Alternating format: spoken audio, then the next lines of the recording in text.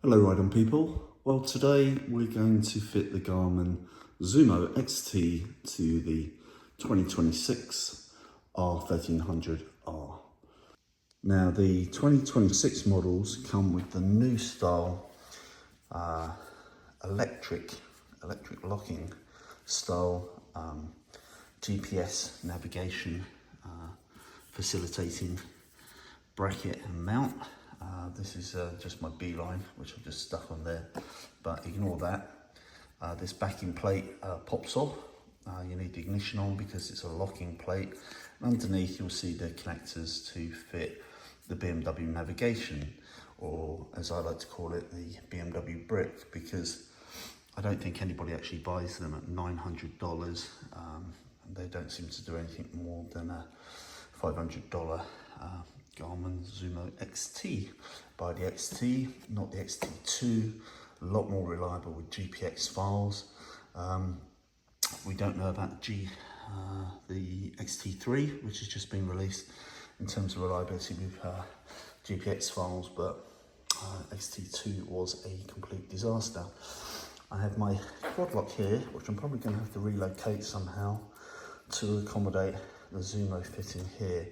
So I'm going to need to remove this, fit a motor pump's 12mm bracket onto this bar, and then accommodate the GPS, run the cable beneath the bodywork here to the battery, and power it with a Haptik. But before all of that, the most important tool you'll need, other than yourself of course, is a cup of coffee. Can't start a job without a hot cup of coffee. So put the kettle on, make yourself a brew. Oh, and I should say before you all start posting in the comments, you cannot currently get a plug-in directly to this housing for the XT2 GPS. You can get it with the older square style mount, but not the electrical one, not for the R1300R or the R1300 RS. So if you go to the 3Dam, I think they call website, and look for that plugin, it don't exist at the moment. I'm sure it will do soon, but I don't really want to wait for that. And it does add extra bulk, as does this bracket, which is a bit kind of ugly and bulky. So I'm just going to get rid of the lot. Now what I would prefer to do is, under the tank here, you've got a BMW standard GPS connector or accessory connector, just like you would connect any other bike that's BMW. But that BMW connector is buried well beneath the tank. It's not just beneath this cover. There's a tank beneath this, and you have to have all the bodywork off, all these covers off, and the tank up somehow to get to that connector. They're really making it difficult to get to the OEM connector, so I can't just run a standard wiring harness with a $15 connector. What I would like to do is, this is powered by a lead that unplugs here, and this is like a I'm sure the camera will focus, there we go, it's like a 6-pin plug. Nobody seems to know what this plug is. I've researched it all over the internet. It seems to be proprietary to BMW. There's no end cap you seem to be able to buy, and there's no inline power lead. Even if you could get a generic one, I'm not really sure how this is wired, so I'm not sure whether it would actually power if you found something suitable to plug into it.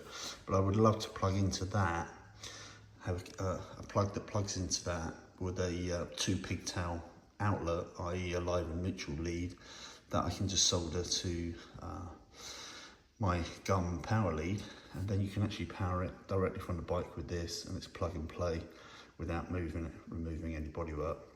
If anybody knows of that connector, please put it in the comments and let me know. But as of what are we, mid-March basically, 2026, I have no idea what that is. I'm gonna have to use something like Segru moldable glue to make an end cap for that, just to make it waterproof and tuck it out the way.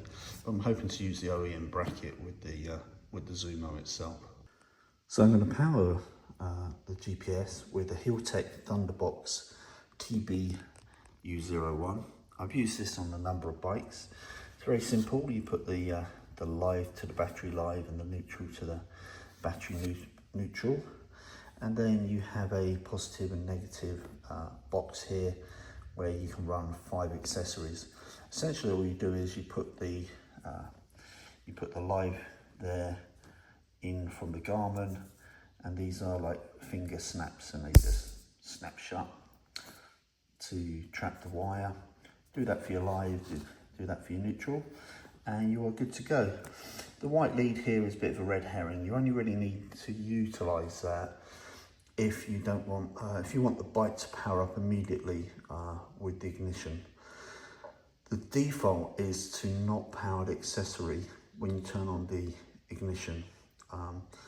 So you turn on the ignition and then that gives full battery power to starting the bike rather than running the accessories. As soon as you start up the bike, after a few seconds, this will then kick in and it will then power your GPS. Simple. So I've removed the seats. You have to remove the pillion seat and then the rider seat, and you have to be careful of the wiring for the heated seat, but BMW give you sufficient wiring that you can just put it upside down on top of the pillion seat. And in here, very deep, is your battery, and you have your live and your neutral. When removing the battery, everybody panics about, you know, the power and thinks, oh, if I get a shock, it'll be from the live, so I disconnect the live first. No, always disconnect the live first, and when refitting a battery, you connect the live first. When I undo the neutral there, I like to rest it on a microfiber, or in this instance I'm going to use a rubber mat, just to make sure it doesn't touch anything metal, and then you can remove the positive. Now just notice that this live is very accessible in terms of a Phillips head or a spanner, but this one is kind of buried underneath the cover there, so you can't get to it with a Phillips. You have to use like a 12mm spanner or 10mm spanner to get that off, and I'm worried about it dropping down between the bodywork and losing it. You know how these jobs go, and then you don't have a suitable replacement. So I've just packed it out with some microfiber cloth, and I'm going to try and put something behind it if I can. I'm not sure I can actually, to make sure it doesn't drop when I remove it, but just be very careful and sensitive to that. Okay, so that's with the battery disconnected. I'll just put a bit of sticky tape around that to hold the washers on the nut there, so I don't lose them. This is very, very tight with the live, but hopefully I can get the connectors underneath them. Let's see. Top tips with Rich. So I connected the live, no problem. When I went to connect the neutral, you will get tiny amounts of sparks, nothing to worry about, just tiny amounts when you actually touch the connectors. But it was like proving impossible to get this nut done up with the spanner, because you have to kind of press down and turn at the same time, and it's kind of hidden underneath the cover. So I just took a Dremel and I just took the tiny edge of this corner out. It's just a plastic piece here, and I just took a tiny bit out, and that's enough to get a Phillips head straight down there and secure it. So if you're doing this job, I would recommend you do that. It'll make your life much easier. Now you can see that the Haptik has this tiny little LED flashing. Doesn't use any battery power, goes into like a standby mode, but I've just connected it to the battery. You can see it's flashing green intermittently.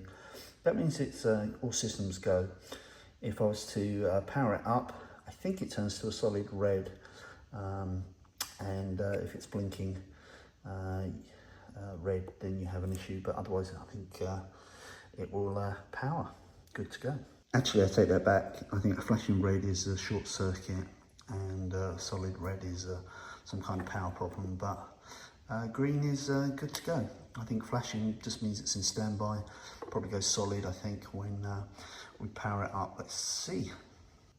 All right, so we've got the the black Garmin cable going into the block with the black cable from the Haptik in it, and we've got the red power cable from the Garmin going into the one with the green terminal, the live from the Haptik, and then that's fed back up to the Garmin here. If I turn on the power to the bike, but it's not powering the Garmin, that's because it's giving all the power to the starter motor. Yeah, so the only settings it affected actually was the date and time, purely that. Suspension configuration that I set was still there. All my preferences in terms of like hill hold and brake assist and all that kind of configure kind of stuff to do with the bike that you just kind of want to set once and be done with it. They're all fine. It was just the date and time, so very easy to change in the system. Now, got to find a way to route the cabling through the bodywork and fit the bracket for the GPS. Okay, with the power on, there's a little button underneath here. You press that and then this will pop off this cover, giving you access to these bolts. You don't need the power then, so you can just pull that out and disconnect it. You need a T20 star drive to remove these bolts. Another quick tip to save you losing these bolts potentially when you undo them, just loosen all four, move the whole thing upright. A lot harder to lose a bolt when you're removing it from an upright object. So this is what you get with motor pumps. You get basically two C-shapes here that you clamp around the 12mm bar, accessory bar. Fits the OEM BMW bar fine, and you secure that and you put this plate on top and you secure that with these longer bolts, bolting it all the way through. And then these four bolts and washers here just basically bolt your Garmin power connector or housing to this. They give you a little Allen key to fit them. So let's slap them on, see what they look like. So just while it's on here loosely, I'll show you. Make sure the logo is kind of upside down as you look at it, and the bolts go through the first C shape, then the second, and then into the block, so that when you turn it upright, you can bolt your Garmin straight onto it, and on the back, then I think I can do this, but the logo will be upright. So it'll be upside down as it faces you here, but it'll be upright there. And use your Allen key to bolt it in place, and then you will need to adjust the angle, of course, once you get the GPS on it. All right, she's on. She looks great. I really do like these discreet little motor pumps brackets. They really do give a nice low profile. I'm really happy with the way that looks, and left it just slightly loose so I can get the angle right and nip it up once I've done but hiding the cabling. So next is to get this cover, and this cover off, so we can hide the wiring beneath it. Okay, these are a T25. That's what they look like. If you lose one of these, you can see on it's got the camera will pick that up, A2. You can buy these on Amazon, dirt cheap. Just measure the length of one, make sure you're getting the right length. But it's an A2 star drive, and this is a 25. Takes a 25 star to remove. But yeah, the BMW ones probably cost a fortune, but you can get them cheap on eBay, same day, on Amazon, same day delivery. So if you lose any, don't panic, but try not to lose any. So take these two bolts out, and the front cover just pulls out forwards. And then you remove these three, and the top cover comes off. There are two more there. And then these actually stay in situ. They've got like an open edge to them, and you just gently pull this cover upwards and backwards, and the whole assembly will come off. I can't do that one-handed, unfortunately, but it's not too difficult. You just lift it up and backwards and it'll come off. Sorry, let let me correct myself there. You can leave these bolts in situ. They are kind of designed not to come out anyway, really.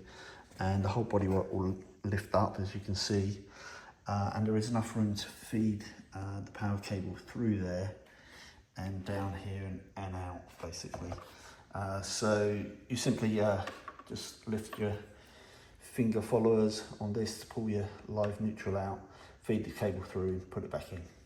Right, I've just swung my quad lock out the way. First thing I want to do is make sure I've got enough cable for this. So put the bars at full lock to the right hand side, and then they'll be fine on the left, but you want to bend the cable back around here and connect it to the OEM bracket with a little cable tie, so that cable doesn't pinch or stretch on the housing. So the bodywork fitting is just a reverse of taking it off, basically. Slide this cover front to back, two little locating lugs, put your bolts in, make sure the cable is free, and then that runs down here, comes out at the bottom here, put your 2 bolts back in here, 3 bolts there, job's good. I don't think I'll even need any cable ties here. I can fit the Haptik and the Garmin conversion box under there, and finger followers there. Looks slightly messy. I could tidy it up with cable ties, but I think it'll be okay. Let's put the seat on and make sure we've got enough room to put the seat and pillion seat back on. Okay, the seats went back on, no problem whatsoever. And I've just cable tied the OEM power cable back on itself, and to make sure there's not a problem with the 6-pin end connector, I'm going to waterproof it using one of my favourite products, Subaru. This is kind of mouldable glue, and comes in, get it on Amazon, comes in packets, looks like this, and it's a mouldable glue. Sets kind of pretty hard within about 20 minutes, but you can play with it like kind of Play-Doh, shape it any way you want for 20 minutes, and then it will set hard overnight. I actually use it on the things like power cables here, and you can see it here, probably not. I use it on the quad lock connectors as well, just to make sure that water ingress definitely can't get in there. Alright, so that's it with it applied. It looks a bit grey in this light. That's really bright light here. Will kind of set hard, a little bit darker. If I want to make it look better, I can always kind of cable tie it, the underside of this cable, so it's out the way visually. In fact, I might do that. But essentially it'll be nice and waterproof, and come the time that I want to reconnect it, I can literally peel this off. I just use a bit of force with my hand, no tools required, and it will start crumbling and it will just fall off, and it will actually leave no residue. You know, just leave the surface super clean, just like it was before I started moulding this, which only took a couple of seconds, literally, and I even have like half a stick left, but it's they're very pliable, and you can just gently manipulate it into any shape you want, and it will set hard and be fully waterproof. I love that product. Okay, I think that's it. That's kind of everything really. You need to just nip the bolts up at the back here to make it really secure, sort out my quad lock, but otherwise, job's a good one. Right often, right carefully, right on.